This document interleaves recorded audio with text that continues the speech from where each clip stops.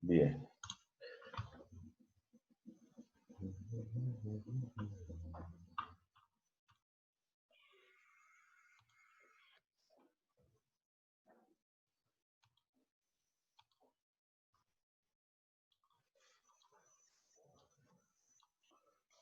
Hoy vamos a hablar entonces de las enfermedades del sistema musculoesquelético. Bueno, pero antes de empezar con esta, vamos a hacer un repasito aquí para poder ver imágenes. Ahí estamos todos en esta presentación, ¿cierto? Sí, señor. Bueno, vamos a empezar hablando de una enfermedad articular que se llama las artropatías degenerativas. Quiere decir que nosotros, dentro de las enfermedades de nuestras articulaciones, tenemos algunas enfermedades importantes relacionadas con la parte eh, degenerativa. O sea, con el paso de los años vamos perdiendo unos minerales que tenemos en los huesos y vamos a perder la relación articular que tenemos entre un hueso y otro. A eso se le llaman artropatías degenerativas. Las artropatías degenerativas entonces incluyen la mayoría de las articulaciones que se llaman diartroideas. ¿Qué es una articulación diartroidea? Es una articulación móvil. Generalmente son esas articulaciones grandes que permiten movimientos grandes, como por ejemplo el codo, el hombro, la cadera, la rodilla, el cuello del pie o el tobillo, ¿sí? Y en algunos casos las articulaciones de las manos, ¿sí? En estas articulaciones se ven involucrados huesos importantes. Digamos acá en la imagen tenemos el hueso de la cadera, ¿sí? Y el hueso del fémur. Entonces, la osteoartritis es un síndrome caracterizado por la destrucción del cartílago articular y una sinovitis. La sinovia o la sinovial es como una cápsula con líquido que tenemos nosotros en la mayoría de las articulaciones. Entonces, fíjense que al interior de las articulaciones vamos a perder esa relación articular y vamos a tener una destrucción del cartílago. Hasta aquí vamos bien. Artropatías degenerativas hace referencia a cambios inflamatorios degenerativos en las articulaciones. La epidemiología es importante, quiere decir que es más frecuente en mujeres. A los hombres se afecta en edades más tempranas. Incluye las rodillas y las manos, los codos y los hombros. Como les digo, son articulaciones muy móviles. De las más móviles que tenemos en nuestro cuerpo son las que se van a ver involucradas en este tipo de lesiones. Rodillas, manos, caderas, codos son las que más se van a ver afectadas. Entonces, en el caso de los beisbolistas se van a ver afectados los hombros, los codos en tenistas y beisbolistas. Las mujeres caucásicas, o sea que ya están en tiempos de perimenopausia, tienen aquí las interfalángicas proximales y las carporradiales o de la muñeca. La cadera en los hombres, rodillas en mujeres de raza oscura, tobillos en algunos bailarines, en fin, dependiendo también de las actividades cotidianas de una persona, puede tener más riesgo de generar una enfermedad osteoarticular por el uso que se genera sobre algunas de las articulaciones. Una de las principales causas de incapacidad en el mundo son las osteoartritis y el trastorno articular más frecuente. Entonces, siempre que ustedes eh, consulten por un dolor articular, la principal causa de dolor articular van a ser las osteoartrosis o las osteoartritis. No sé si ustedes en su casa tengan adultos mayores, abuelitas o abuelitos que generalmente se quejan de dolores articulares. ¿Cuáles son los factores de riesgo? Hay muchos. ¿Sí? Dentro de los factores de riesgo está obviamente la obesidad, está la falta de ejercicio, está la desmineralización de los huesos propia de la edad, está el factor hereditario, quiere decir que entre generaciones se van pasando ese tipo de enfermedad, casi siempre cuando hay una persona con artritis en la familia, en los hijos también aparece alguna persona que vaya a sufrir artritis o artrosis. Fisiopatología. ¿Qué significa fisiopatología? Es la forma como se presenta la enfermedad. Entonces, cuando nosotros hablamos de una articulación, en este caso, esta articulación que está representada en la imagen es la articulación de la rodilla. Esta articulación es una de las más complejas que nosotros tenemos. La rodilla tiene que ser muy estable. Es la relación entre el fémur y la tibia. Y tiene varias partes anatómicas importantes, ¿sí? Entonces tenemos cartílagos, tenemos ligamentos, tenemos meniscos y tenemos obviamente la parte del hueso. Entonces el cartílago a través de las fuerzas mecánicas pierde gradualmente su integridad.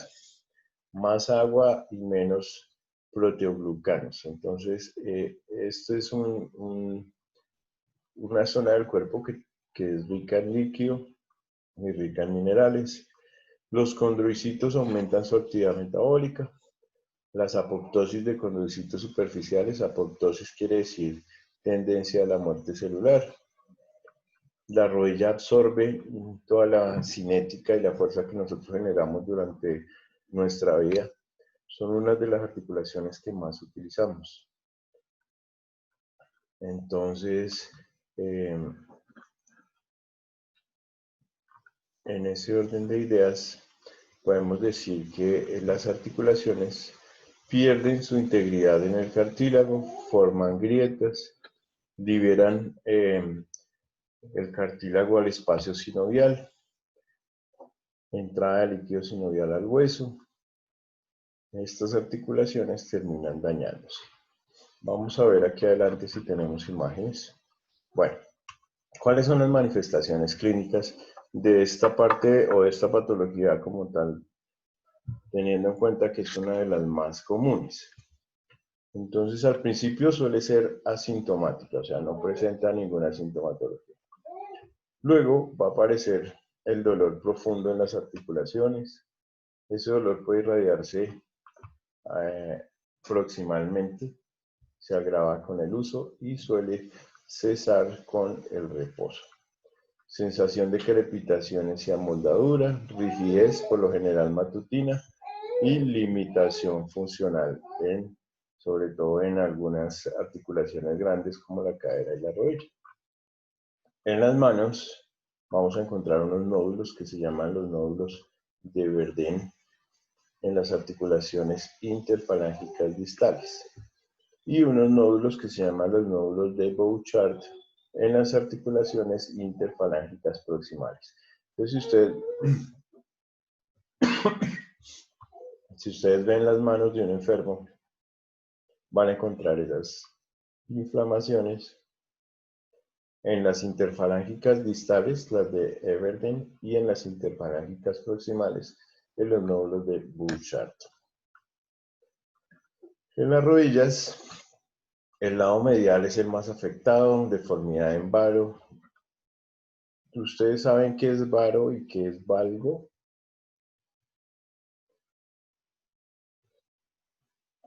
No, profe. Bueno, un genu varu o un genu valgo es ese encorvamiento que tienen las piernas, ¿sí?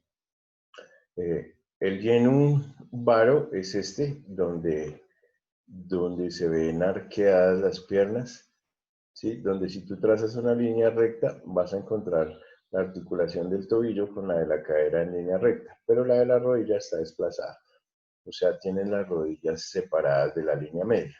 Y en el valgo pasa lo contrario, son los conocidos rodillijuntos patiapartados que llaman. Tienen las rodillas unidas, pero las piernas están hacia afuera, ¿sí? La forma de que ustedes no se les olvide el valgo o el varo es que alguien decía por ahí que en valgo no cabalgo. Quiere decir que para poder montar en un caballo se necesita tener un varo, como este señor de esta imagen de la izquierda nuestra. ¿Por qué este de acá no podría montar a caballo? ¿Por qué? Porque las rodillas se le pegan y se abren hacia afuera los pies. Entonces el valgo es este y el varo es este. Son deformidades que se presentan. Dolor que puede irradiarse hacia la ingle, pérdida de rotación interna. Todo tiene que ver con dolores articulares, deformidades. ¿Sí? A este Juanite, por ejemplo, aquí en el pie, se le llama el hallux valgus. El hallux valgus es en la articulación metatarsofalángica, es una tumefacción de la articulación y genera un dolor importante por el uso del calzado. ¿Sí? No sé si lo hayan visto, algunas personas tienen ese famoso Juanete, así lo llaman en el argot popular. Y nuestra columna pues también se ve afectada en cualquiera de sus zonas, cervical, lumbar, dorsal. Lo que generan son radiculopatías, que son dolores nerviosos, y hay una rigidez en la espalda bien importante. Entonces, las artritis nos afectan a la mayoría de nuestro cuerpo. Bien, vamos a tomar nota entonces ahora de esta presentación. Vamos a hablar de la artritis reumatoide, vamos a hacer definiciones, causas, para que se nos quede claro. Estas dos presentaciones igual, como siempre, quedan en la plataforma. Y vamos adelantando. Entonces, la artritis reumatoide es una artritis que afecta el revestimiento de las articulaciones, principalmente en manos y pies. ¿Ustedes han tenido familiares con artritis reumatoide? Bueno, afortunadamente es una enfermedad bien complicada. Se considera una de las enfermedades autoinmunes también. Se asocia con la debilidad del sistema inmunológico. Por eso lo relacionamos con enfermedades autoinmunes. Profe, ¿eso no es lo mismo que la bursitis? No. No. Profe, ¿y eso es diferente a la artritis degenerativa? Sí, realmente cuando uno habla de artritis, uno puede encontrar más de 100 artritis diferentes, ¿sí? Entonces, pues no las podemos estudiar todas porque nos queda muy complicado, pero vamos a estudiar las más comunes, ¿sí? Artritis como tal, el término implica inflamación de una articulación, ¿cierto? Entonces yo cuando digo artritis no me refiero a las manos, no me refiero a los pies, sino a cualquier articulación. Eso es la definición de artritis. De ahí para allá, este reumatoide, por ejemplo, viene a ser el apellido de esta artritis. Porque las artritis pueden ser reumatoideas, pueden ser gotosas, ¿sí? Pueden ser hiperuricémicas, pueden ser juveniles, pueden ser cualquier cantidad de artritis, como les digo, tenemos, ¿sí? Entonces, la idea es conocer las más comunes, pero lo que yo quiero que aprendan es que una artritis es una inflamación de las articulaciones, independiente de cuál sea su causa. En este caso, estamos diciendo que es una debilidad del sistema inmunológico, entonces se considera una enfermedad autoinmune, ¿sí? En este caso. Lo que decía, por ejemplo, Alejandra con el relación a la bursitis. Ella tiene la duda con la bursitis. ¿Qué es una bursitis? Entonces, la bursitis es o la bursa más bien, vamos a ponerlo aquí. La bursa es una bolsa articular. Cuando nosotros hacemos muchas actividades repetitivas, se inflama y nos da una bursitis, que es una inflamación de una bolsa articular que contiene líquido al interior de nuestras articulaciones. Entonces eso es otra cosa diferente. Bien. Síntomas. Los síntomas de la artritis reumatoide. El dolor articular, que puede ser leve de inicio, pero que después puede ser un dolor importante. La rigidez de los músculos, el dolor torácico, dependiendo si las artritis se localizan en las uniones de las costillas y los cartílagos. Para poder diagnosticar una artritis, tenemos un examen de laboratorio en sangre que se llama el factor reumatoideo. El factor reumatoideo es un laboratorio clínico tomado en sangre donde analizamos la cantidad de anticuerpo de factor reumatoideo. Ese es importante. Tenemos la radiografía de las articulaciones. Las imágenes diagnósticas siempre van a ser un apoyo importante para nosotros los médicos para poder hacer diagnósticos de enfermedades. Entonces, en el caso de los huesos y las articulaciones, pues tener una visión por imágenes de las articulaciones es una herramienta muy importante. Los ultrasonidos o ecografías, que son lo mismo, también son importantes, siguen siendo imágenes diagnósticas. Y el análisis directo del líquido sinovial. El líquido sinovial es el líquido que se contiene en nuestras articulaciones. Generalmente es un líquido estéril, similar al de nuestra columna vertebral, similar al líquido cefalorraquídeo. Son líquidos estériles que nos van a hacer un análisis de él, pues nos va a aportar datos importantes. Siguiente. El tratamiento. Para este tipo de enfermedades es recomendable visitar a un especialista. En este caso sería el reumatólogo. ¿Listo? No el ortopedista, sino el reumatólogo. ¿Por qué? Porque tenemos una artritis reumatoidea. Y él nos va a brindar tratamientos como, por ejemplo, si la enfermedad se encuentra en una fase aguda, pues nos va a indicar fármacos antirreumáticos, cambios de estilo de vida, realizar ejercicio de manera constante. Pero ya vamos a tener un inicio con un tratamiento farmacológico y son fármacos antirreumáticos. Y si la enfermedad se encuentra en una fase crónica, entonces ya se necesita realizar una cirugía que se caracteriza por extirpar el revestimiento articular. A eso se le llama una sinovectomía. O tal caso también será necesario un reemplazo total de la parte anatómica afectada. Eso se llama un reemplazo articular o una prótesis. Un reemplazo articular o una prótesis.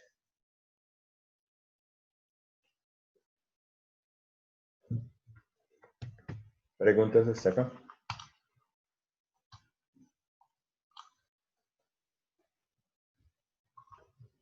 Bueno, entonces fíjense que enfermedades articulares también son muy comunes y frecuentes. Y en este caso de la artritis reumatoidea, pues se necesitan de apoyos diagnósticos y el tratamiento es con fármacos o cirugía dependiendo de la gravedad y el curso o el tiempo de evolución de la enfermedad. Vamos a hablar de otra enfermedad que se llama la artritis séptica.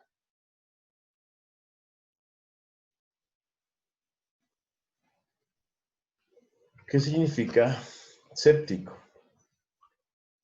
A ver, ¿quién me dice? Niñas, Juliana, Milagros.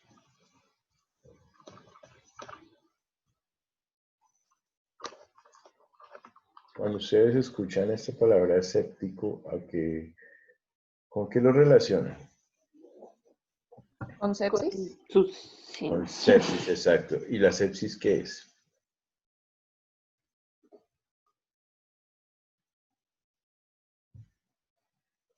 Tranquilas, lo que se les ocurra. ¿Qué es una sepsis?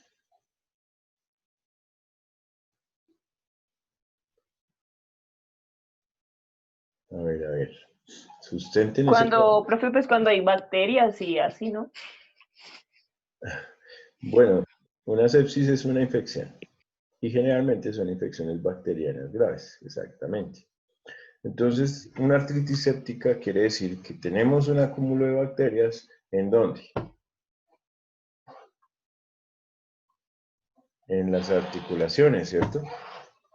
¿Cierto? Entonces, las principales bacterias que pueden generar una artritis séptica, pues van a ser el estafilococo y el estreptococo. ¿Listo? ¿Cuáles son los síntomas? Siempre que hablamos de infecciones, pues los síntomas van a ser sobre todo la presencia de fiebre.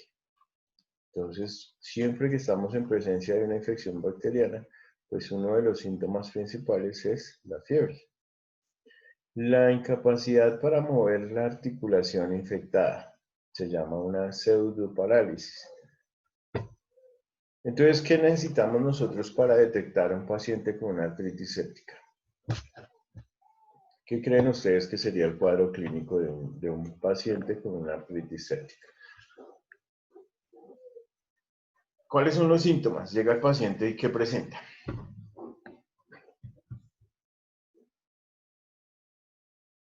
Fiebre, ahí dice, ¿no? Bien, uy, Dios mío. ¿Qué más? Y capacidad para mover las articulaciones afectadas. Bueno, entonces vamos a tener un paciente con un dolor articular, con presencia de fiebre y con una limitación importante. Pero pues cuando tenemos fiebre tenemos que buscar el foco. Claramente como hay una incapacidad para mover la articulación, pues el foco seguramente va a estar ahí. Y por eso vamos a decir que es una artritis séptica. Sin embargo, la fiebre puede ser de la garganta, o puede ser del oído, o puede ser de otra parte del cuerpo. Entonces, esto va a tener claridad en que siempre va a haber una inflamación o una limitación funcional de una articulación. Siguiente.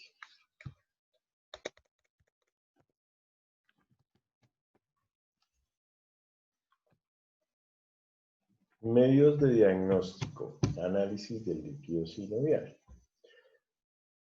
Hemocultivo es analizar la sangre para saber si hay presencia de bacterias en la sangre. Entonces tenemos que tomar una muestra directa del líquido de la articulación y hacer un cultivo de la sangre para determinar presencia o no de bacterias. Y claramente el tratamiento, si tenemos una infección por bacterias, pues va a estar encaminado al uso de antibióticos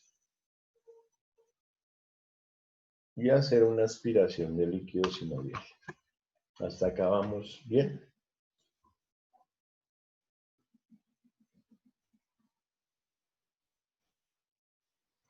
Bueno.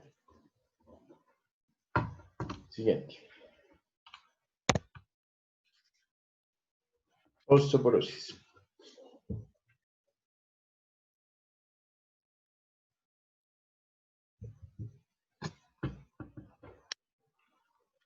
Juliana, ayúdame con esta lectura, gracias.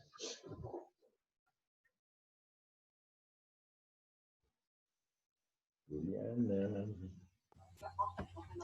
Definición. Enfermedad donde existe una disminución de la masa ósea. Los principales huesos afectados son la pelvis, columna vertebral y cuerpo.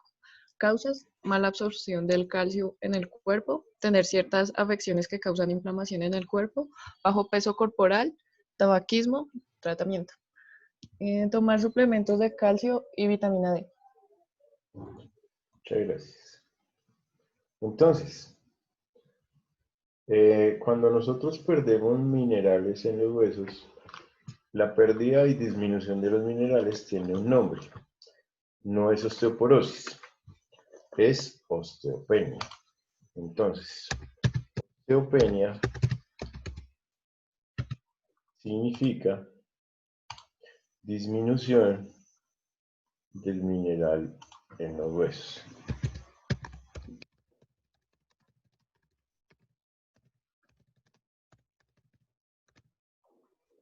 La disminución de los minerales óseos significa osteopenia. Pero cuando ya digamos que esa falta de minerales en los huesos es muy marcada, pasa de ser una osteopenia a ser una osteoporosis. ¿Queda claro? Entonces, a nosotros nunca nos da osteoporosis sin que nos dé una osteopenia.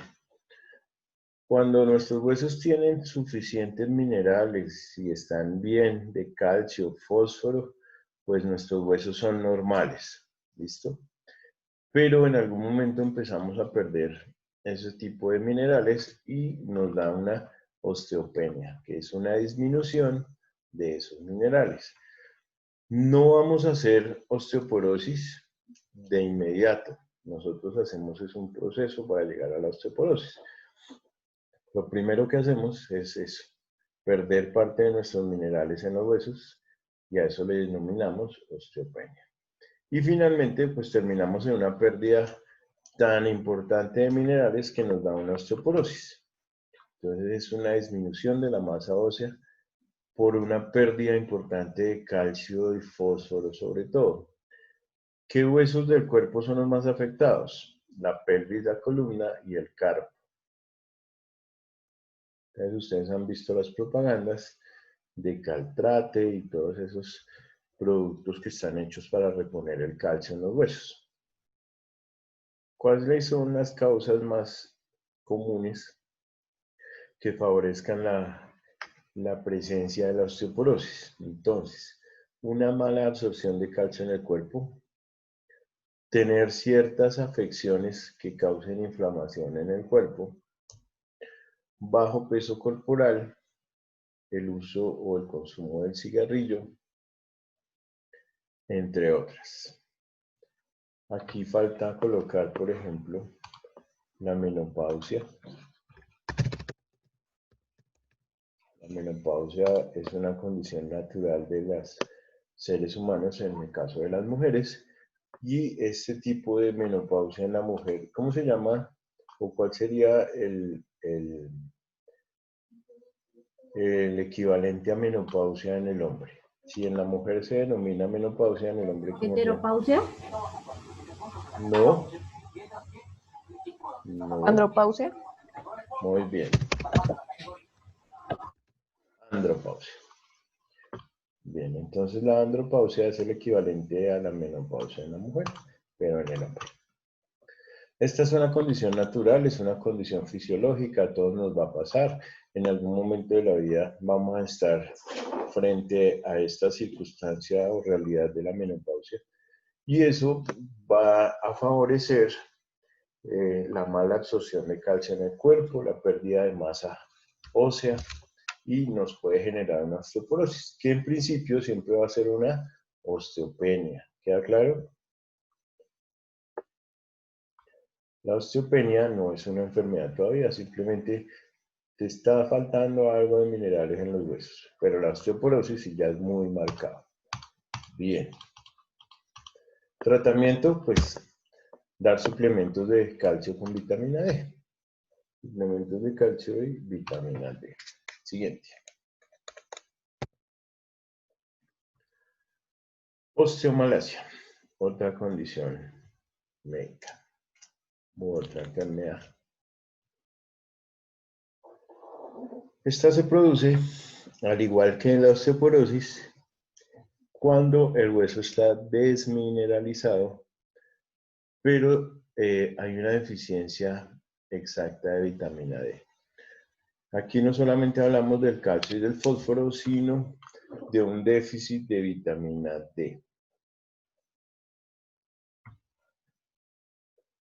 Síntomas: dolor en los huesos, principalmente las costillas, columna vertebral y pelvis. Fíjense que la localización de la osteoporosis y la osteomalacia es similar.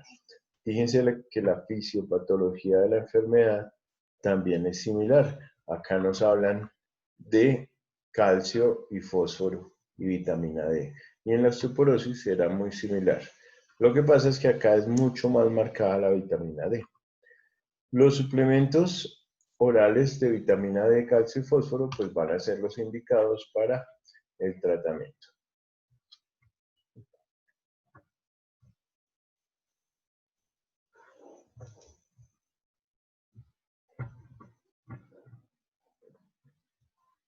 Muy bien, siguiente. Artrosis.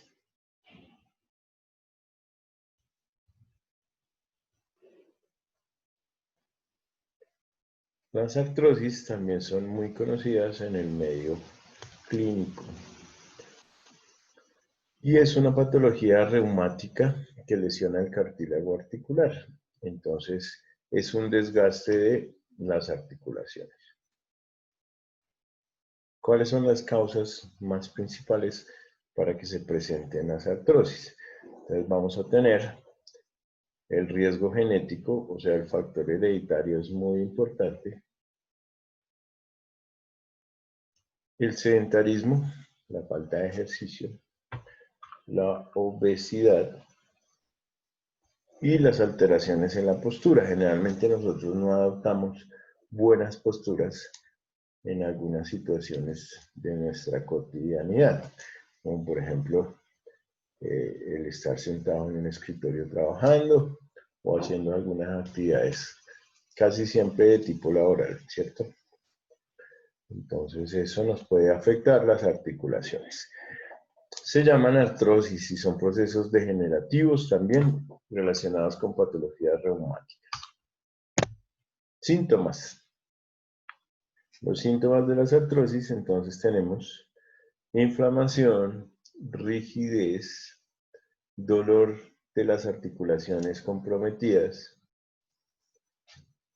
y el tratamiento está relacionado con el cuidado personal, medicamentos que son los antiinflamatorios no esteroideos. ¿Cuáles son los antiinflamatorios no esteroideos?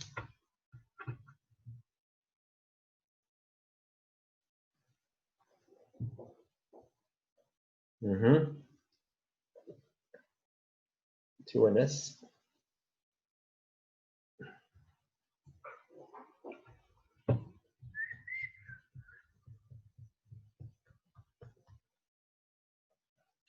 Tres ejemplos de antiinflamatorios no esteroideos antes de continuar. Y cada una me va a decir una, ya que están solo tres hoy. Entonces cada una me dice un ejemplo de un antiinflamatorio no esteroideo. El ibuprofeno. Gracias. Gracias. Muy bien, el ibuprofeno. Otro. Milagros, Juliana.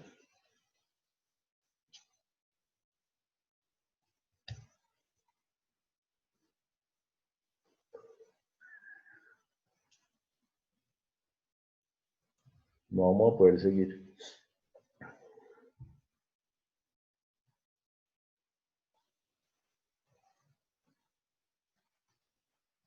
¿Qué medicamentos son similares al ibuprofeno? Y lo mencioné en la última clase cuando hablamos del riesgo que había por la enfermedad del riñón. ¿La aspirina? No. Diclofenaco. Gracias, pero es de a uno. Muy bien, llevas dos. No, mentira. Naproxeno. Y naproxeno, tres, gracias. Bueno, entonces, Alejandra me dio los tres ejemplos de antiinflamatorios no esteroideos. Diclofenaco, ibuprofeno y naproxeno son los más conocidos en nuestro medio, ¿cierto? Entonces, ese tipo de medicamentos son antiinflamatorios que se utilizan para este tipo de dolor articular, como es el caso de las artrosis. El uso desmedido de esos antiinflamatorios, recuerden que forma o genera una insuficiencia renal. Entonces no podemos abusar de esos analgésicos. ¿Qué otro tipo de tratamientos? Pues algunas terapias relacionadas con hidroterapia, estiramiento, fisioterapia y algunos casos de acupuntura pueden servir. Claro, pues generalmente las fisioterapias son las más indicadas. Bueno, aquí está mal el término, aquí vamos a corregir de una vez. Esto se llama tendinitis. El resto, tendinitis.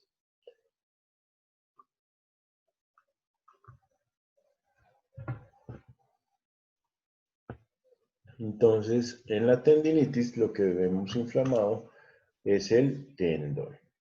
Recuerden que el sufijo itis significa inflamación y el prefijo tendi significa tendón. El tendón es una estructura fibrosa que une un hueso con otro, pero pues podríamos decirlo más bien que es lo que une los músculos con un hueso. Todos los músculos que vienen con sus fibras rojitas y bonitas contráctiles terminan en una fibra tendinosa. Y el tendón es el que se va a insertar en las articulaciones y es el que va a permitir que cuando el músculo actúe, nosotros tengamos el movimiento de flexión, de extensión, de rotación. Toda la parte dinámica de nuestro esqueleto está relacionado con los músculos. Y los músculos no se insertan a manera de músculos en los huesos, sino a manera de tendones. Entonces, el tendón es una fibra elástica que va unida a los músculos y que se inserta en nuestros huesos para generar movimiento. ¿Queda claro? Causas de tendinitis. El principal motivo por el que se surge es como consecuencia de una sobrecarga muscular o por una lesión. Las áreas más comunes en las que suele producirse son los hombros, el carpo y el tarso. ¿Cuál es la principal causa de que a uno le dé una tendinitis? Los movimientos repetitivos. Los movimientos repetitivos. Entonces, cuando nosotros tenemos una actividad que involucra mover una misma extremidad de manera constante y frecuente, pues nos va a quedar lesionado ese músculo que estamos sobrecargando. ¿Listo? Entonces, en las tendinitis lo que tenemos es una lesión sobre el tendón, generalmente por movimientos repetitivos. ¿Listo? Bien. Bienvenida, Milagros. Signos y síntomas. Entonces, los signos y síntomas de una tendinitis están relacionados con el dolor en la noche, sensibilidad sobre la parte lesionada, inflamación sobre la parte lesionada. ¿Alguno de ustedes ha sufrido de tendinitis? Yo creo que todos en alguna ocasión, créanme. Que se hayan puesto a limpiar un vidrio y el vidrio tienen que todo el tiempo tener la mano y mover el brazo en la misma dirección. Al final del día tienen un dolor en el brazo. Eso es una tendinitis, ¿sí? Es como cuando uno hace ejercicio. También, claro, eso El otro día amanece que le duele todo. también le duelen los tendones porque están sobrecargados de fuerza. Entonces, claro, cuando uno digamos que no tiene una rutina de ejercicio y empieza por primera vez, pues va a sentir el músculo más tensionado y esas fibras de tendones pues van a marcar una tendinitis. Entonces es eso, una inflamación, una sensibilidad sobre el músculo. ¿Cuál es el tratamiento? Generalmente inmovilizar con un vendaje simple la zona afectada, aplicar medios físicos, en este caso es el calor y el frío, y utilizar antiinflamatorios no esteroideos. ¿Listo?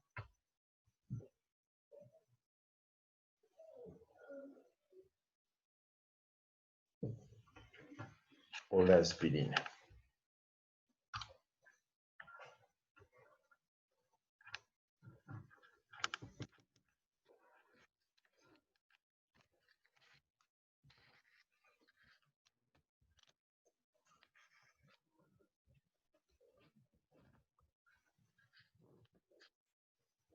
Bien.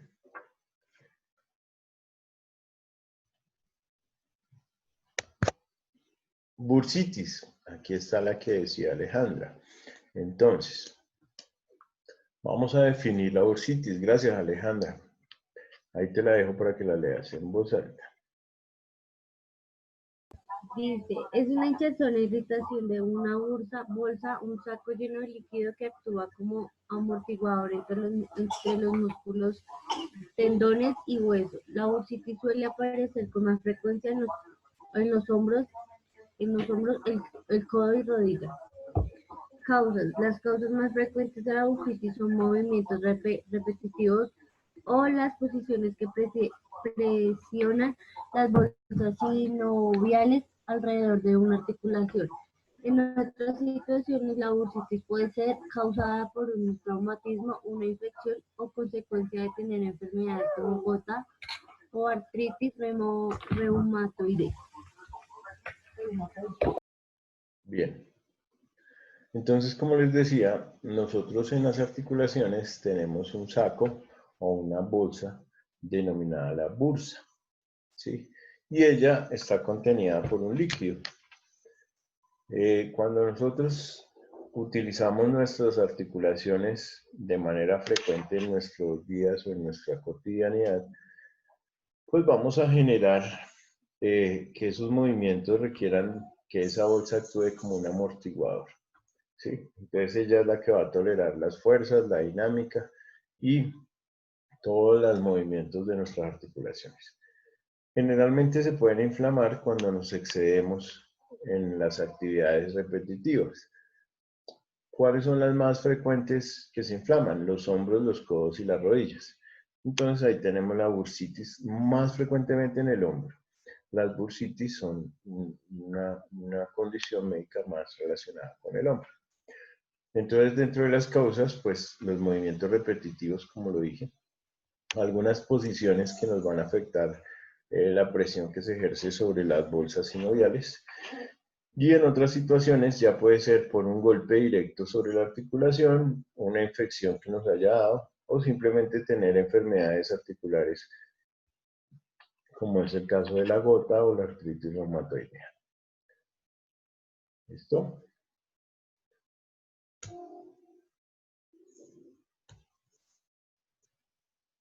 Bien.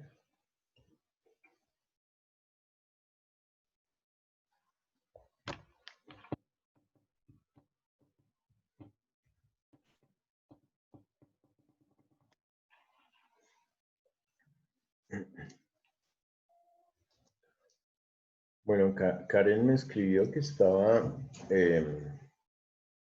sin internet, entonces no podía entrar. ¿Y saben algo de ¿cómo se llama? De Dayana, sí. No, ni idea. Bueno, sigamos. Estuvo larga la rumba. Se extendió. Bueno, siguiente. Signos y síntomas de la bursitis, entonces dolor en las zonas anatómicas, inflamación, enrojecimiento, incapacidad para realizar ciertos ejercicios o movimientos habituales de la vida diaria. Y dentro de los tratamientos vamos a tener las terapias, las inyecciones, dispositivos de asistencia, la cirugía en los casos graves. Hay algo que se llama la infiltración articular, tal vez ustedes lo han escuchado.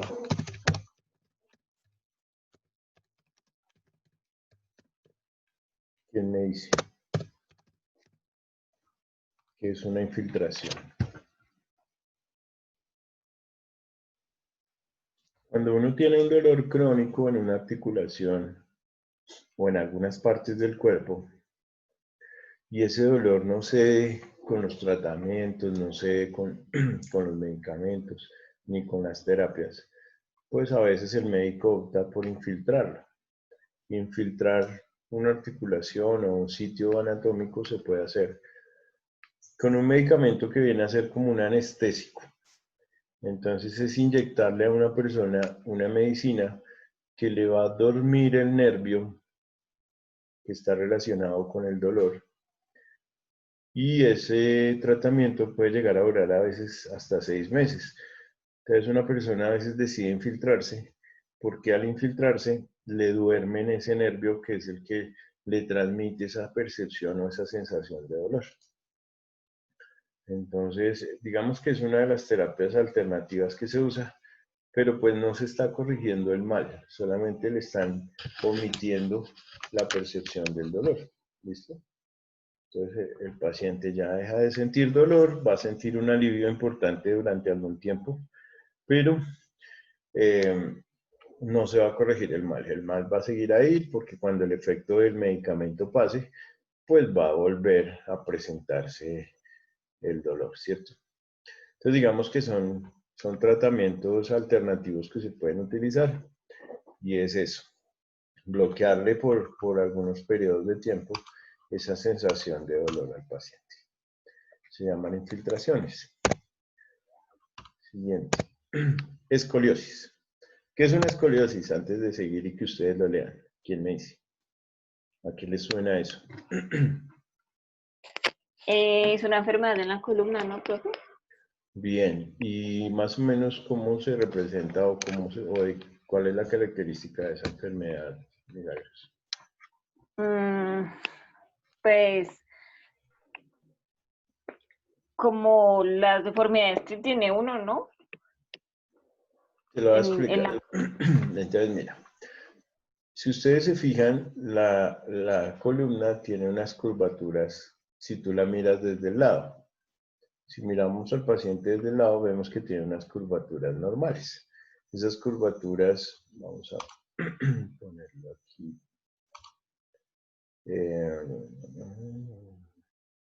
Si uno mira la columna de lado, va a encontrar algo así. ¿Cierto? Esa es una columna al mirarla de lado. Pero resulta que si la miramos de frente, una columna de frente tiene que ser recta. Entonces, la columna recta es la columna normal. Si nosotros vemos un paciente desde adelante o desde atrás, vamos a encontrar una columna recta. Y las escoliosis no son otra cosa que desviaciones laterales de la columna. Es una columna que se desvía hacia los lados. ¿Listo? profe, y eso es por grados también, ¿sí? Sí, eso se mide por grados y por el sitio, si es cervical, dorsal, lumbar, ¿sí? La principal causa de una escoliosis es que uno tenga una pierna más larga que la otra y no lo sepa. 1 o 2 milímetros. Entonces son personas que tienden a caminar un poquito cojas porque tienen 1 o 2 milímetros más larga una pierna que otra y generan esas desviaciones laterales. Otra causa es que siempre cargue uno el bolso en el mismo brazo. Entonces todo el peso está generándose para un lado y está haciendo como esa fuerza o esa dinámica sobre la columna. Entonces es una curvatura lateral de la columna vertebral. ¿Qué ocurre con mayor frecuencia durante el periodo de crecimiento antes de nuestro desarrollo o la pubertad? Algunos niños manifiestan deformaciones en la columna vertebral que continúan empeorando a medida que crecen. La escoliosis grave puede ser incapacitante. Claro, porque va a generar pinzamiento sobre la médula, que es nuestro sistema nervioso central. Una curvatura especialmente grave en la columna va a reducir el espacio dentro del tórax, lo cual dificulta el funcionamiento correcto también de los pulmones. ¿Listo?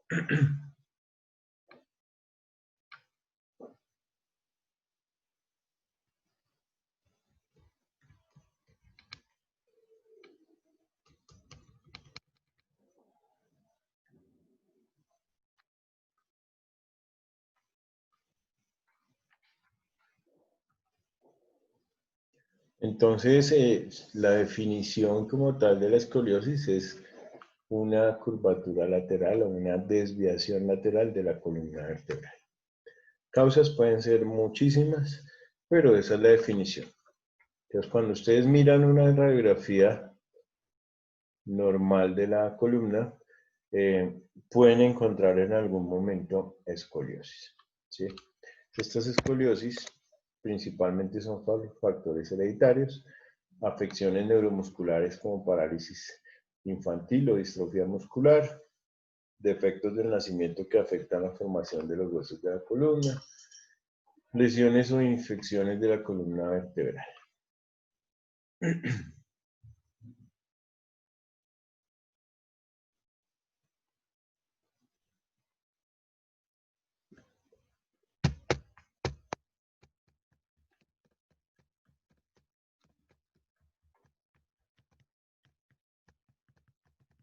¿Listo? ¿Hasta aquí vamos bien?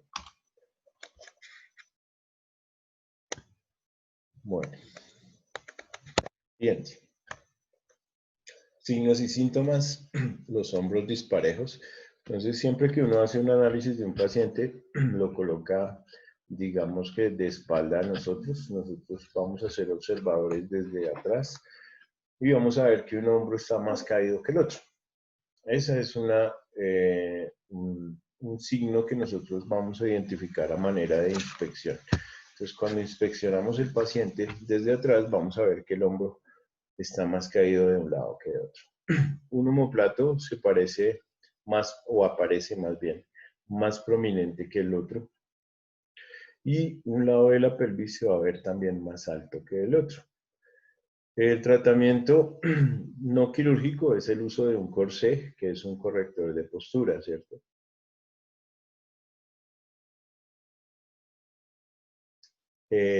Si nosotros identificamos que la causa de la ¿qué? De la escoliosis es que tiene la pierna más larga que la otra, pues el tratamiento es colocarle unas plantillas para que nivele la altura de las dos piernas. Y las plantillas se ponen obviamente sobre la pierna más corta. Los objetivos es, en el caso del tratamiento no quirúrgico, pues que sea suficiente para ir corrigiendo el problema. Pero cuando definitivamente no se puede y se deja avanzar la enfermedad, pues toca utilizar el tratamiento quirúrgico para evitar que la curva de la columna empeore y corregir la deformidad vertebral. Listo. Una vez terminemos esta presentación y si nos alcanza el tiempo, nos remitimos a las imágenes más comunes de cada una de estas patologías. Espondilitis anquilosante, otra enfermedad de nuestro sistema musculoesquelético. Este es un tipo de artritis de la columna vertebral también, que provoca inflamación dentro de las vértebras.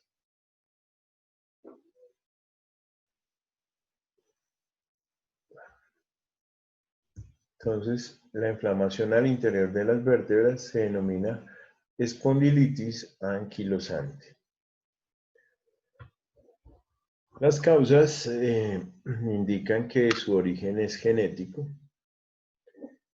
Y dentro de los síntomas, pues vamos a tener el dolor más marcado en la noche, un dolor de espalda importante y la presencia de inflamación.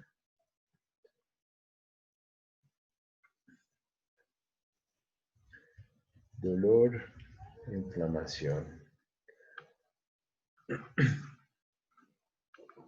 Entonces, espondilitis anquilosante, enfermedad propia de las vértebras o de la columna. ¿Listo? Pregunta de examen. Siguiente.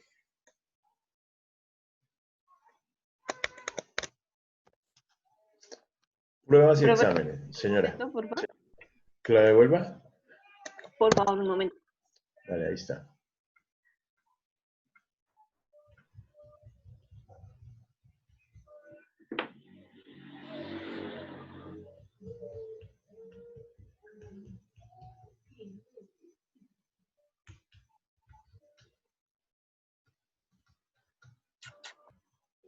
Ya, profe, gracias. Listo. Pruebas y exámenes. Entonces, un antígeno HLA-B27, que es un análisis que detecta un gen ligado a la espondilitis anquilosante. Las radiografías, pues como les he dicho, para la parte articular y ósea, siempre las imágenes diagnósticas son un apoyo muy importante en la parte del diagnóstico. Un factor reumatoideo que nos debe dar un resultado negativo. Siempre tenemos un estudio de enfermedades articulares, nosotros debemos pedir el factor reumatoideo o el factor reumático. ¿Por qué? Porque si nos sale positivo, pues ya no seguimos buscando otras causas, sino vamos a decir simplemente que es una artritis reumatoidea. Pero si nos sale negativo, pues nos vamos a orientar en otras enfermedades diferentes. ¿Listo? O sea, vamos a seguir buscando. Pero ese examen siempre se pide en los estudios de dolor articular. Y el tratamiento está enfocado a reducir el dolor y a reducir la rigidez para prevenir deformidades. Fármacos antiinflamatorios del grupo no esteroideo, fármacos antirreumáticos y ejercicio físico.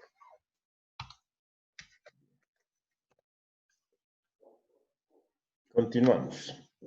Lumbago, también denominado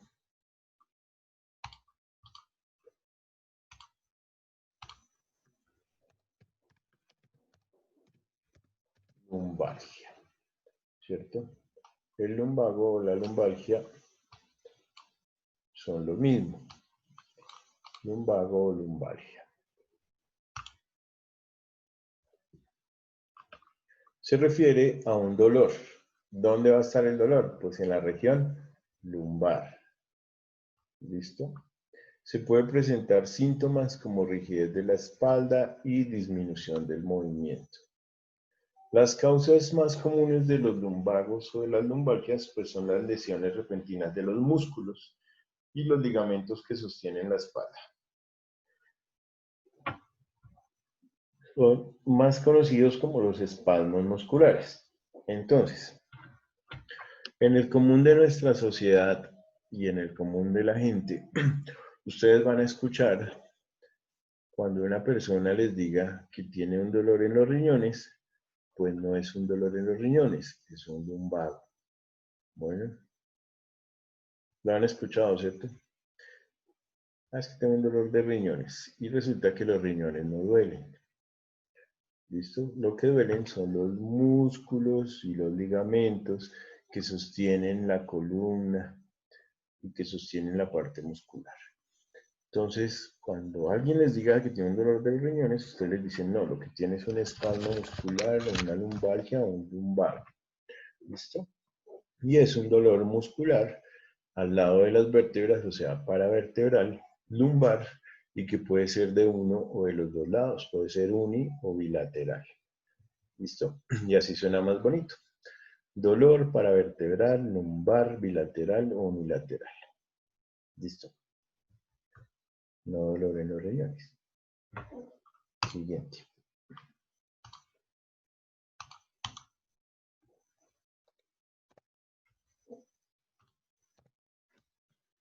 Los esguinces.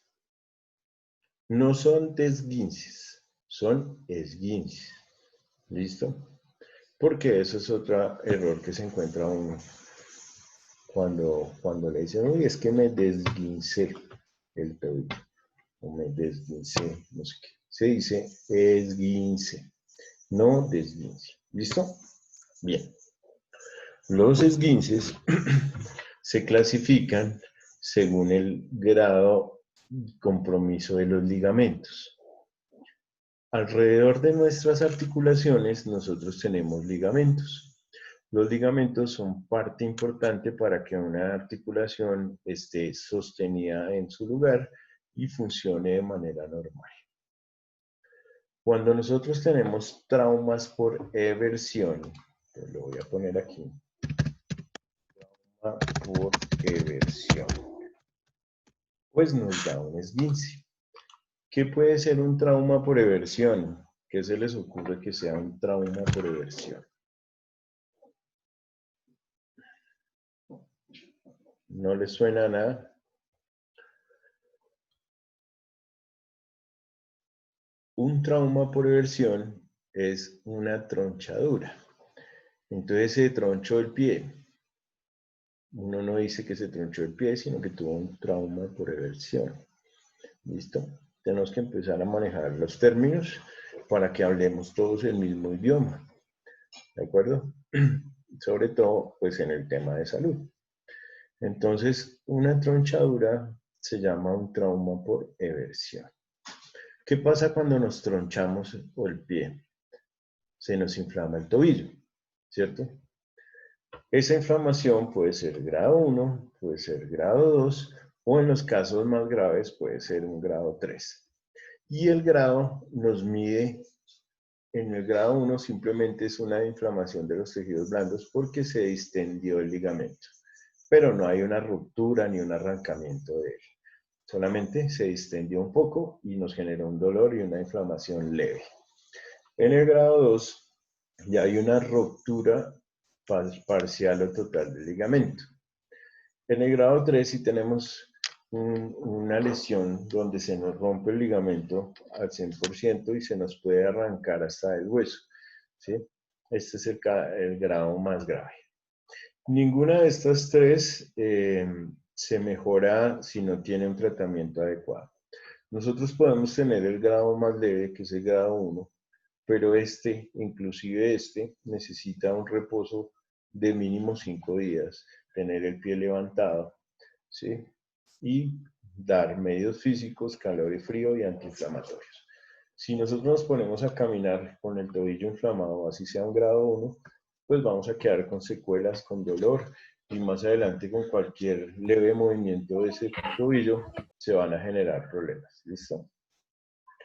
Hasta aquí vamos. ¿Bien? Bueno.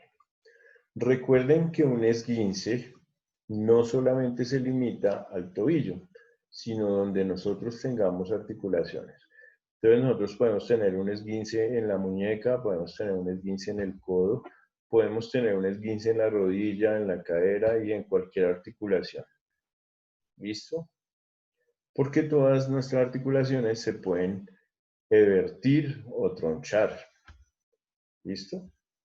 Entonces, si a ustedes se les evierte una articulación del codo, pues se puede inflamar el codo porque se inflamó el ligamento y eso es un esguince grado 1 del codo. Solamente hay que ponerle los nombres completos a cada cosa. ¿Cuál es el diagnóstico del paciente? Tiene un esguince grado 2 en la rodilla, tiene un esguince grado 1 en el codo o tiene un esguince grado 3 en el cuello del pie o en el tobillo. ¿Listo? ¿Queda claro? Bien.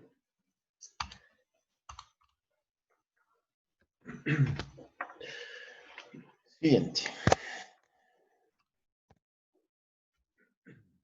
Los síntomas de estos esguinces entonces incluyen obviamente el dolor de la articulación, una presencia de inflamación de los tejidos alrededor de la articulación, una rigidez articular, en algunos casos o en los casos más graves cuando se rompe el ligamento, pues una ruptura de cualquier tejido al interior nuestro va a generar un sangrado.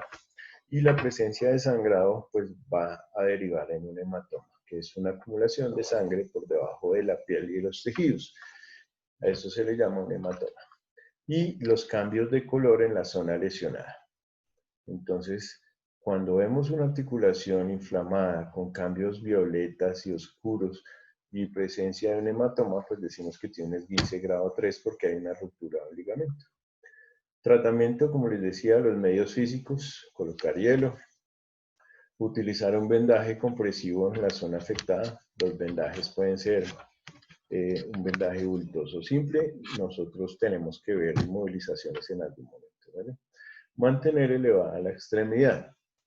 Con ustedes tengo la intención de hacer como un curso de primeros auxilios, que sería bueno que lo hiciéramos dentro de algunas de estas clases donde podamos meter ese curso, ¿sí? Algo así rápido, algo de una semana donde podamos ver manejo de electrocutados, manejo de accidentes de tránsito, manejo de shock, manejo de hipotermia, manejo de ahogados, ¿cierto? Sería buenísimo. Y me parece importante que ustedes tengan pues las bases de los primeros auxilios. Listo. Siguiente. Luxaciones. La luxación es la dislocación o la separación de una relación articular. Esa es la definición. Voy a colocarla acá porque pues acá solo dicen separación de dos huesos, pero realmente es la pérdida de la relación articular.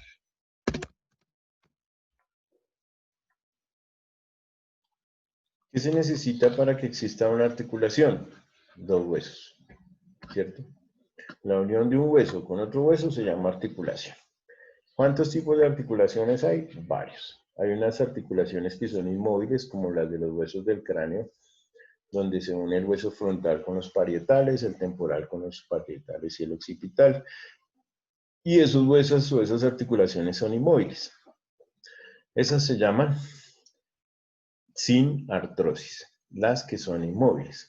Las otras que son semimóviles, donde podemos tener articulaciones semimóviles, que tengan algo de movimiento, pero que sea limitado. Entonces, por ejemplo, las articulaciones de las costillas. Nuestras costillas tienen una articulación que es semimóvil. Y las otras se llaman diartrosis, que son las que tenemos en la mayoría de nuestros huesos de las extremidades, porque son móviles al 100%, como por ejemplo la del hombro, la del codo, la de las manos, la de la cadera, la de las rodillas, la del tobillo. Ustedes pueden mover una mano para donde quieran, hacia adelante, hacia atrás, le hacen extensión, flexión, rotación interna, rotación externa, abducción, aducción, todos los movimientos en los planos del cuerpo que se les ocurra, ¿cierto? Movimientos de rotación en el caso del hombro, ¿sí? Ustedes cogen el brazo y lo mandan hacia adelante y hacia atrás y hacen cualquier cantidad de movimientos sin que les genere una lesión, porque esa es la capacidad articular que tienen. Pero cuando se zafa el hombro, como en el caso de algunos deportistas que están haciendo su actividad y se les zafa el hombro es una de las articulaciones que más comúnmente se luxan, o sea que se sale de su cavidad, ¿cierto? Entonces en el hombro tenemos el omóplato, ¿sí? Y el omóplato ahí articula el hombro y de pronto pum, se sale. Eso se llama una luxación y nosotros tenemos que hacer maniobras para volver y acomodarlo en su sitio, ¿sí? Reducir una luxación es volver y acomodarlo en su sitio, así se llama, reducción de la luxación. En este caso no hay fracturas, no se rompe ningún hueso, solamente se pierde la relación articular de esos dos huesos. ¿Por qué? Porque se sale de su lugar. Bien. Generalmente es un impacto súbito, son personas que están haciendo alguna actividad y reciben un golpe directo sobre esa articulación o tienen algún impacto repentino o súbito y se les puede zafar. El hombro es como les digo, es de las articulaciones que más fácilmente se luxan. ¿Qué van a sentir? Un entumecimiento con un hormigueo, un dolor intenso y una inflamación. Y eso requiere un tratamiento pronto porque si no se van tensionando más los músculos alrededor y va a ser más difícil reducir una luxación. Tratamiento, los primeros auxilios. Por eso les insistía yo hace un momentico en que es importante que nosotros generemos, hagamos un cursito de esto, de primeros auxilios. ¿Qué debemos hacer? ¿Cuál es el primer manejo que se le debe dar a un paciente en una situación de urgencia? Llamar a la ayuda, o sea, pedir ayuda, no mover el paciente, tratar de movilizarlo sí para la tolerancia al dolor, prevenir infecciones si hay alguna lesión sobre la piel, cubrir con un vendaje, entablillar con lo que tenga a mano. Todo eso hace parte de una primera atención o de los primeros auxilios. Profe, tengo una pregunta. Dime, Juliana. ¿La displasia de cadera es una luxación? Sí, la displasia de cadera es una luxación de cadera que en principio suele ser congénita, ¿sí? Entonces, en principio es cuando un bebé nace, puede nacer con displasia. O puede que no venga con displasia, sino que a veces durante la manipulación en el parto se la pueden generar, ¿sí? Digamos que es una condición más de género femenino que el masculino, afecta más a las niñas que a los niños, pero en el momento del parto, si no hacen una buena manipulación del recién nacido, se le pueden alcanzar a luxar las caderas, ¿sí? En otras veces el bebé nace normal y resulta que no es por manipulación, sino porque de manera congénita tienen una displasia congénita de caderas. Siempre, siempre se debe realizar la radiografía de tamizaje a los 4 meses de edad como mínimo, entre los 3 y los 4 meses. Después a los 6. Y si uno encuentra que realmente hay una disminución, los niños nacen con 21 grados a cada lado en las caderas. Y por cada mes de vida tienen que subir un grado, 22, 23, 24 hasta llegar a 30. ¿Sí? Si un niño alcanza los 30 grados de las caderas, quiere decir que está muy bien. Pero digamos, cuando uno toma la radiografía y ve que en la cadera izquierda tiene, digamos, 26 grados y en la derecha tiene 22, quiere decir que la cadera derecha no está evolucionando bien. con relación a su displasia. Y el médico dice, bueno, vamos a utilizar dos herramientas, una que se llama la férula de Paulik y otra que se llama la férula de Milgram. Cualquiera de las dos, dependiendo del ortopedista y de la condición del paciente, pues sirve. Y en los casos más graves, pues toca poner una férula de yeso, poner al paciente inmovilizado con un yeso y en medio de las piernitas le ponen como un palo de escoba también con yeso para que ella no pueda cerrar las piernas, ¿sí? Para evitar la cirugía más grande. Generalmente corrigen si se detecta a tiempo. ¿Listo? Ok. Listo. Las contracturas musculares, pues como su nombre lo indica, es una contracción continua e involuntaria de un músculo. Casi siempre se relaciona a acumulación de metabolitos que provocan dolor e inflamación, ¿sí? Por no tener un adecuado flujo sanguíneo sobre el músculo. O por tener algún sobreesfuerzo muscular también, ¿cierto? Sobreesfuerzos musculares. Medios diagnósticos. El examen físico es indispensable. Nosotros a través del examen físico podemos determinar cuando hay una contracción muscular. Y el tratamiento, como en la mayoría de los casos musculares, pues vamos a indicar en los medios físicos, el calor, el frío, el uso de antiinflamatorios, la utilización de terapias físicas como los masajes y la actividad ligera en agua ayuda a las contracturas de los músculos. Bien. Fracturas de cráneo, bueno, esto vamos a mencionarlo rápidamente, porque cuando hablamos de lesiones extramusculares no nos podemos remitir o digamos que ser exclusivos para hablar de una fractura en cierto sitio. Más bien deberíamos hablar de las fracturas como tal. ¿Por qué? Porque una fractura es una lesión de continuidad o la pérdida de continuidad de un hueso. Entonces se nos rompió el hueso. En este caso hablan de la fractura del cráneo o en cualquier hueso de la cabeza. Pero pues podemos tener una fractura a cualquier nivel, en cualquier hueso de nuestro cuerpo, ¿cierto? ¿Qué necesitamos para diagnosticar una fractura? Pues las imágenes diagnósticas, siempre. Rayos X, TAC y demás. Fracturas vertebrales, lo mismo. Y aquí pues otra condición. Osteomielitis. La osteomielitis es una enfermedad infecciosa generada por una bacteria. Esa bacteria es generalmente un estafilococo dorado. El estafilococo dorado se llama Staphylococcus aureus. Aureus, el AU son las iniciales en la tabla periódica de el oro. ¿Sí? Por eso se llama aureus, estafilococo dorado. Los medios de diagnóstico tenemos el cultivo de la sangre o hemocultivo, las biopsias de hueso y las cirugías de implante óseo. Biopsias en el hueso, cirugías de implante del hueso. Dependiendo porque es una bacteria que se come los huesos. Entonces hay personas que les da una infección en el dedo y no se la tratan y la infección sigue y sigue y sigue hacia el interior. Y entonces ya coge la piel, el tejido celular subcutáneo, pasa el músculo y llega al hueso. Y cuando ese estafilococo dorado llega al hueso, pues el hueso es un caldo de cultivo especial para él, donde va a empezar a multiplicarse, donde va a empezar a comerse el hueso y va a generar una osteomielitis. Y las osteomielitis pues son enfermedades graves porque pueden comprometer la vida del paciente. ¿Listo? Entonces siempre que uno tenga una celulitis en la mano o en cualquier parte del cuerpo, piense que esa celulitis puede ser por un estafilococo dorado.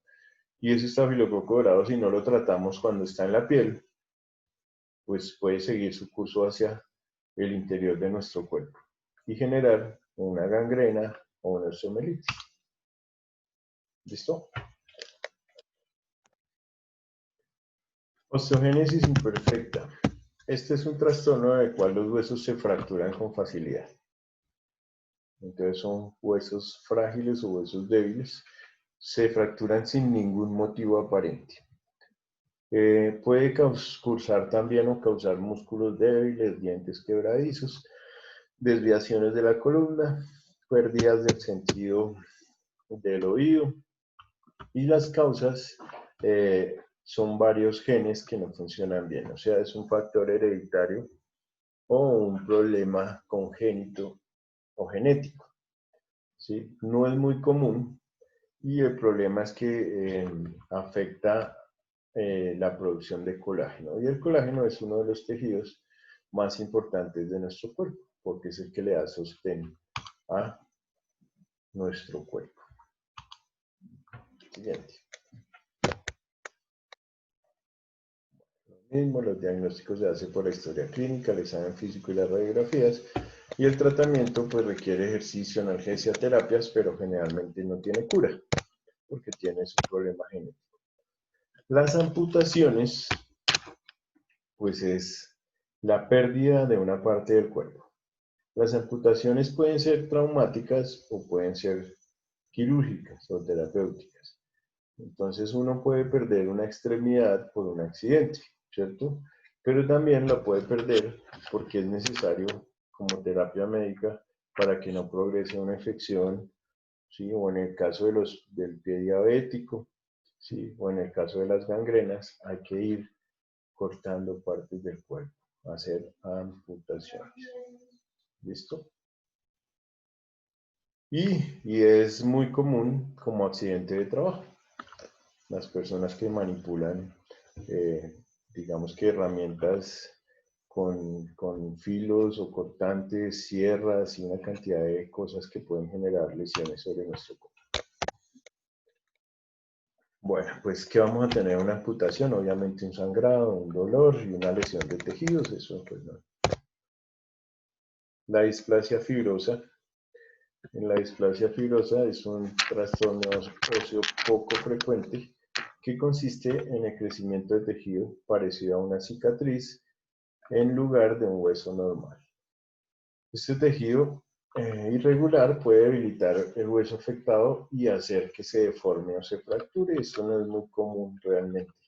Las displasias fibrosas son también trastornos genéticos y lo que van a representar en el cuerpo es un dolor en los huesos, una hinchazón o deformidad en los huesos y unas fracturas, más comúnmente en los brazos.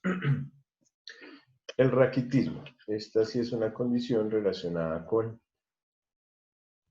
el ablandamiento y la habilidad de los huesos en los niños. Casi siempre es por el déficit de vitamina D. Los síntomas son un retardo en el crecimiento, dolor en la columna, debilidad muscular y tiene mucho que ver con los trastornos de desnutrición. Estos niños que están en situaciones de abandono, de desnutrición, de maltrato infantil, que no tienen las condiciones adecuadas para su adecuado crecimiento nutricional, pues ellos lo representan a manera de raquitismo. Ustedes han visto un niño raquítico, así sea por imágenes, ¿cierto? Y es esa delgadez extrema donde se le ven prácticamente su esqueleto óseo forrado solamente con piel. ¿Sí? Bien.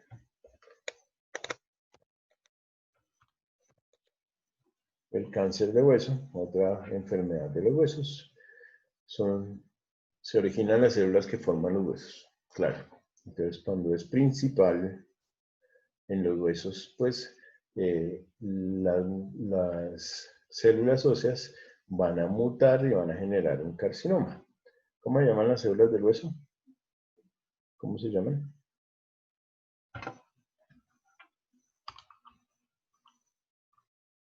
Las células que conforman los huesos se llaman osteocitos. Osteocitos. Osteo de hueso, cito de célula. Osteocitos. Entonces pueden generar un osteosarcoma, un condrosarcoma o un sarcoma de Ewing. Tratamientos: radioterapia, quimioterapia y en los casos graves, una amputación de la extremidad.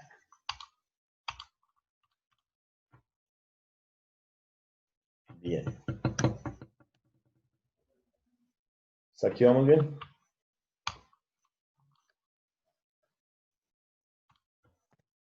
Enfermedad de Paget.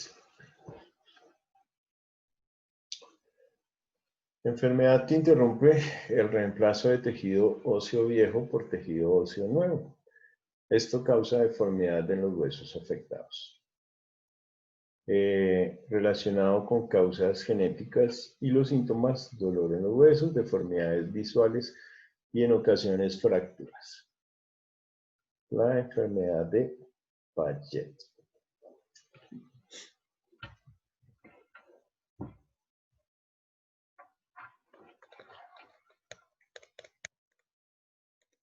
Siguiente. Dentro del diagnóstico vamos a tener la gamografía ósea, la radiografía ósea, el tratamiento biofinarios, que son fármacos que ayudan a disminuir la remodelación ósea. Ustedes han escuchado hablar de las gamografías, ¿cierto? Son exámenes de diagnóstico por imágenes, generalmente de medicina nuclear, y son exámenes también muy específicos para determinar sobre todo lesiones en los huesos.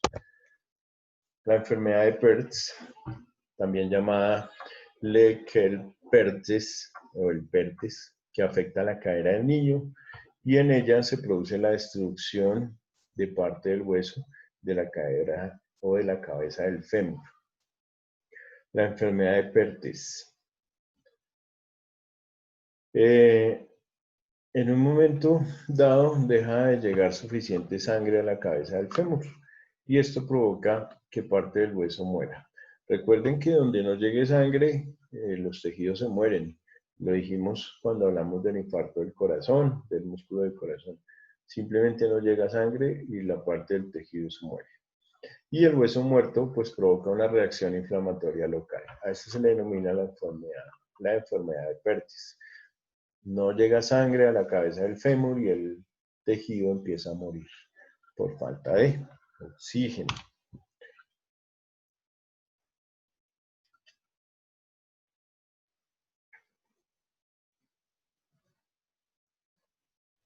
¿Listo? Siguiente. Bueno, síntomas: disminución de la movilidad de la cadera con discreta limitación para realizar algunas actividades, y el tratamiento incluye analgésicos, antiinflamatorios y sistemas de tracción de las extremidades. La miastenia gravis. Ya este es un trastorno neuromuscular, no es de los huesos sino de los músculos, y en este trastorno se comprometen los músculos y los nervios que controlan el movimiento. Causas: es una enfermedad autoinmune. En personas con miastenia gravis, el cuerpo produce anticuerpos que bloquean las células musculares para que no reciban mensajes desde las células nerviosas.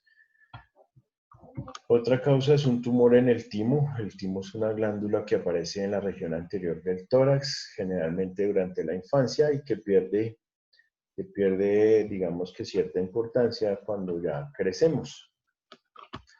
Los síntomas: debilidad en los músculos voluntarios, dificultad para respirar, dificultad para deglutir, parálisis facial. Es un problema muscular bien importante. Vamos a buscar ahora unas imágenes para ver algunas lesiones de las que hemos hablado. Listo, pues vamos a salir acá un momentico.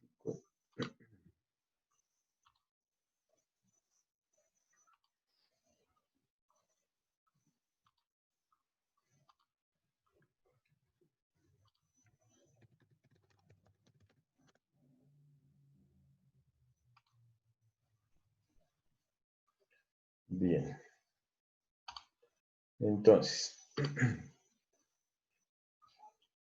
dentro de las imágenes, por ejemplo, que nosotros podemos ver cuando hablábamos de escoliosis, pues fíjense que en una imagen Me dicen si todavía se ve todo lo que presentamos acá. Esta imagen de la radiografía de columna se ve bien. Bien. Entonces fíjense que la columna debe estar recta en un 100%. Y aquí tenemos una desviación lateral de la columna. Aquí hay dos escoliosis, una escoliosis torácica y una escoliosis lumbar. ¿Sí? Estas afecciones pues claramente va a generar radiculopatías, pinzamientos de nervios, pueden haber herniaciones de los discos vertebrales o hernias discales. ¿Listo? Vamos a poner aquí una luxación. La del hombro, que es la más común, por ejemplo. Entonces, fíjense, por ejemplo, en esta imagen. Ahí están en la imagen todos. Bien. Este de la derecha que estoy mostrando con el mouse es un hombro completamente normal. Fíjense que hay un espacio articular, que tenemos la cavidad glenohumeral, que es donde descansa la cabeza del hombro o del húmero. Esta llega aquí y encaja perfectamente para que permita los movimientos articulares y normales del hombro. Pero resulta que se zafó. Fíjense cómo se ve este hombro caído. El brazo está dislocado, se salió de su cavidad. Esta parte que les estoy mostrando acá es la que debe estar articulada aquí en esta carilla articular. Entonces tiene una luxación del hombro. Fíjense aquí la articulación normal y aquí una articulación dislocada o luxada. En el caso de los esguinces, por ejemplo.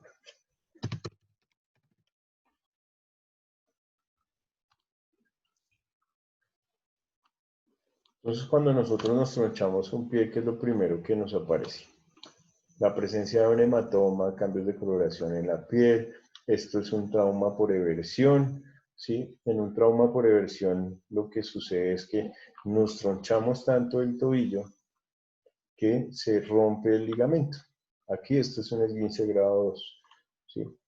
Este ya puede ser un esguince grado 3, por ejemplo, porque tiene un hematoma mucho más importante, la inflamación es mucho más marcada, la lesión de los tejidos se ve que está mucho más comprometida. ¿Listo? Y los traumas por eversión siempre van a ser estos, que se ven aquí en la imagen. Entonces vemos que el tobillo se dobla, que esa es la más común, que va uno caminando y no se da cuenta que hay un hueco en el piso, o que está bajando un andén y no se da cuenta y se le dobla el pie. Y eso alcanza a generar rupturas en los ligamentos. Y esos son los famosos esguinces. ¿Listo? Bien. Las fracturas. En el caso de las fracturas, pues una fractura no es otra cosa que una solución de continuidad de un hueso. Entonces fíjense que las fracturas pueden ser incompletas, pueden ser completas, ¿sí? Pueden ser conminutas. Miren, por ejemplo, esta fractura de cúbito y radio, del tercio distal del cúbito y del radio.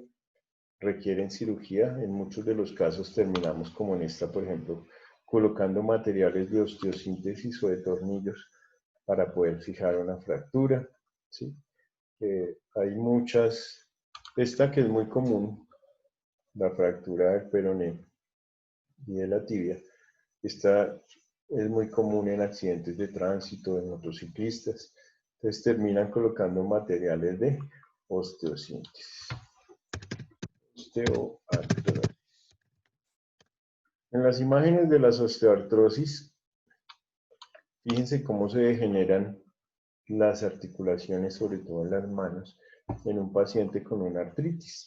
Las artritis siempre van a ser así, con los nódulos que vimos de las articulaciones. Y en una radiografía, fíjense cómo hay una pérdida de la relación articular, cómo hay cambios degenerativos bien importantes.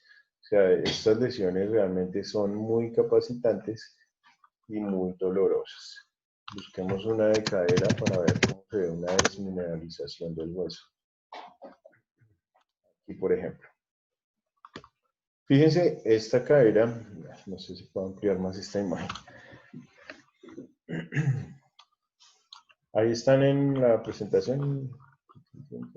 No, se perdieron, nos perdimos. Bueno. Está en blanco, ya. Y aquí ya volvimos. Ahí sí. Y ahí. Está como, ya. ¿Ya? Bueno. Fíjense esta cadera de este lado. La relación articular está muy bien, la cabeza del fémur está muy bien, la cavidad donde articula el fémur está perfecta, se llama la articulación coxofemoral, está muy bien. Pero fíjense en la cadera de este lado. Ya hay cambios degenerativos en la cabeza del fémur y en el espacio donde ella articula. Entonces hay una deformidad importante. En este lado todavía se mantiene la cadera normal. Y en este ya tiene una osteoartrosis, ¿sí? Esa es una de las enfermedades más comunes relacionadas con el deterioro o el paso del tiempo. En esta pasa lo mismo. Fíjense, aquí se ve bien. No sé si cada que le doy clic se pierde la imagen. Aquí tenemos una articulación muy, muy normal y aquí tenemos una pérdida articular bien importante. Entonces ahí es una de las formas más comunes de representar la osteoartrosis, sobre todo en la cadera. Y en los casos más graves terminamos haciendo reemplazos de caderas. Tenemos que hacer una prótesis y colocar un dispositivo artificial para que se reemplace esa cadera. ¿Listo? Eso por mencionar algunas de las lesiones más importantes.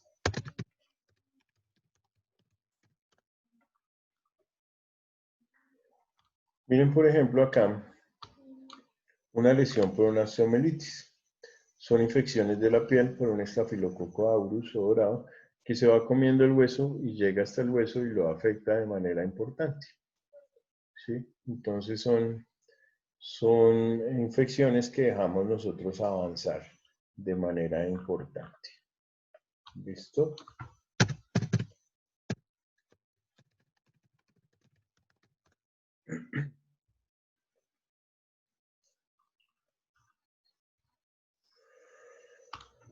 Bueno, las rodillas normales tienen una relación articular como acá. Fíjense, más o menos son alineadas y tienen un espacio intraarticular. Aquí ya se está perdiendo. Y en este caso ya está perdido del todo, hay cambios degenerativos en los huesos. Esta línea ya no corresponde con esta, o sea, hay una pérdida de la relación articular. Esto realmente es una rodilla muy afectada y seguramente muy dolorosa. Que en los casos graves hay que colocarles reemplazos articulares también. ¿Listo? Bueno, vamos a parar aquí la presentación de hoy. Bien, ¿preguntas hasta acá? No. ¿Más Profe, preguntas? yo tengo una pregunta, pero no es del tema. Bueno, dame un segundo, ya vamos a parar aquí la presentación.